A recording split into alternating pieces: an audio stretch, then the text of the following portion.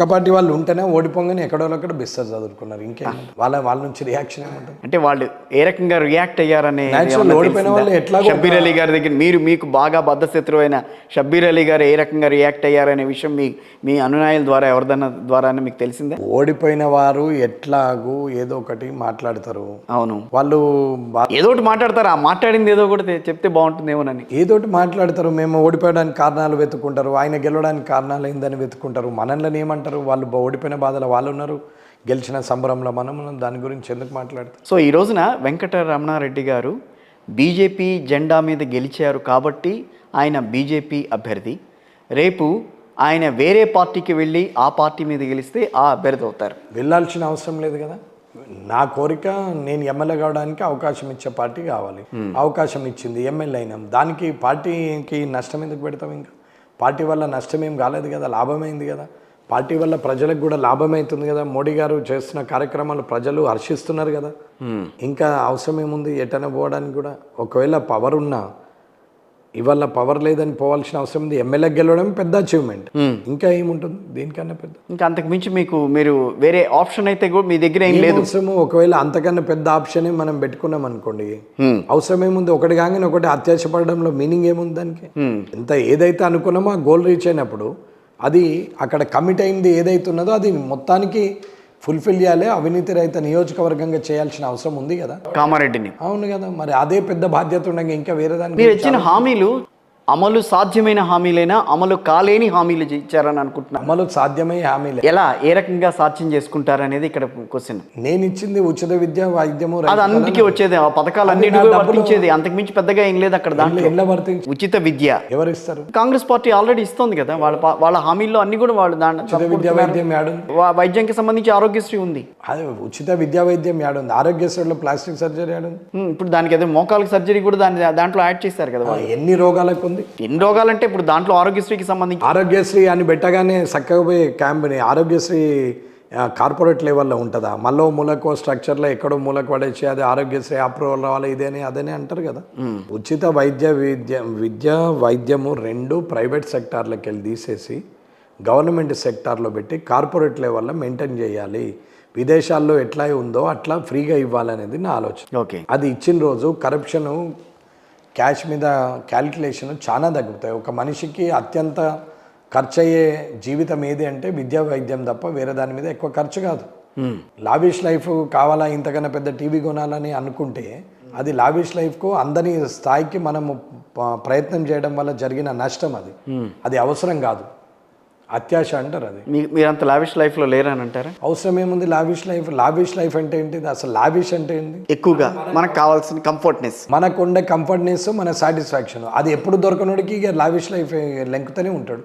పరిగెత్తాలా, ఇది బాగుంది, చైర్ బాగుంది, చైర్ కొనుక్కోవాలా. ఇదేంటి? నీ ఇంట్లో ఆల్రెడీ చైర్ ఉంది, కంఫర్ట్ ఉంది, సరిపోయింది.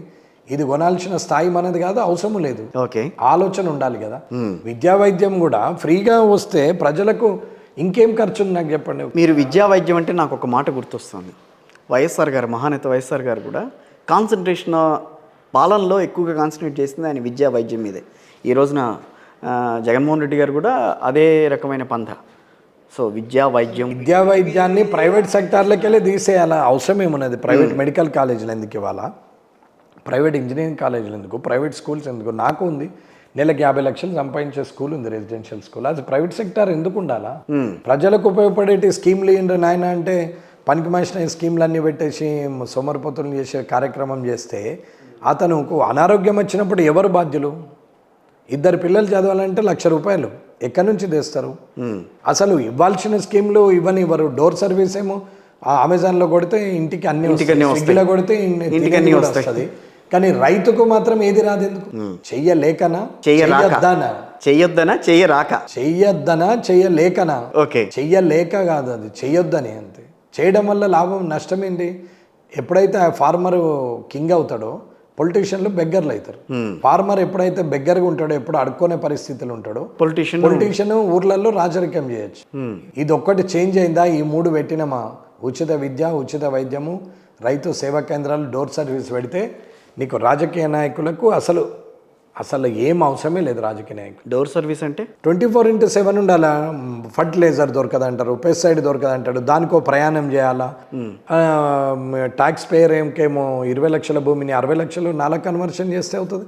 అదే 20 లక్షల భూమి అగ్రికల్చరిస్ట్ ఉంటే ₹1,00,000 క్రాప్ లోన్ వస్తుంది.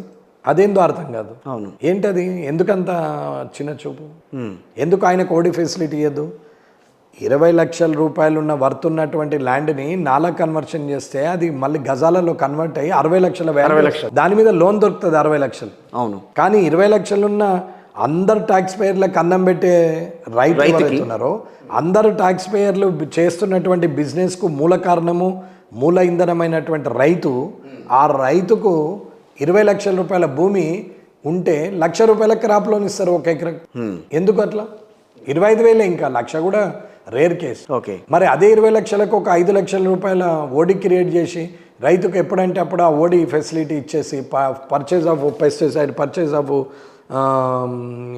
ఫర్టిలైజర్, పర్చేజ్ ఆఫ్ ఎక్విప్మెంట్స్ అని ఫెసిలిటీ ఎందుకు ఇవ్వరు? ఇంటి దగ్గరికి పాలన తీసుకురావాలనేది 100% రైతు కళ్ళంలోకి వెళ్ళి కొనుక్కోవాలా. రైతు అవసరం అనుకుంటే రైతుకు ఫర్టిలైజర్ ఇంటికే పంపాలా. అంటే ఆంధ్రప్రదేశ్లో ఏ రకమైన పాలన జరుగుతుందో అలాంటిది మీ కామారెడ్డిలో ఆంధ్రప్రదేశ్ ఏం పాలన జరుగుతుందో నాకు ఐడియా లేదు. మరి అక్కడ ఏముంది అక్కడ?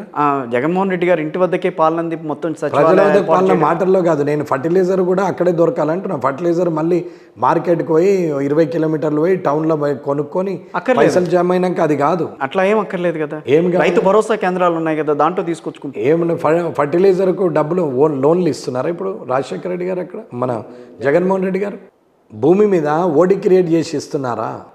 రైతుకు మీ జేబులో 1000 రూపాయలు ఉన్నాయి, మీరు ఎక్కడ పోయినా ధైర్యంగా ఉంటారు. మీ జేబులో 10 రూపాయలు ఉన్నాయి కానీ 11 రూపాయలు బస్ కిరాయి ఉంది. మీరు ఇన్సెక్యూర్డ్ ఉంటారా, సెక్యూర్డ్ ఉంటారా? ఇన్సెక్యూర్డ్గానే ఉంటాం. అదే 1000 రూపాయలు లోన్ ఫెసిలిటీ ఉంది మీకు, సెక్యూర్డ్గా ఉంటారా, ఇన్సెక్యూర్డ్గా ఉంటారా?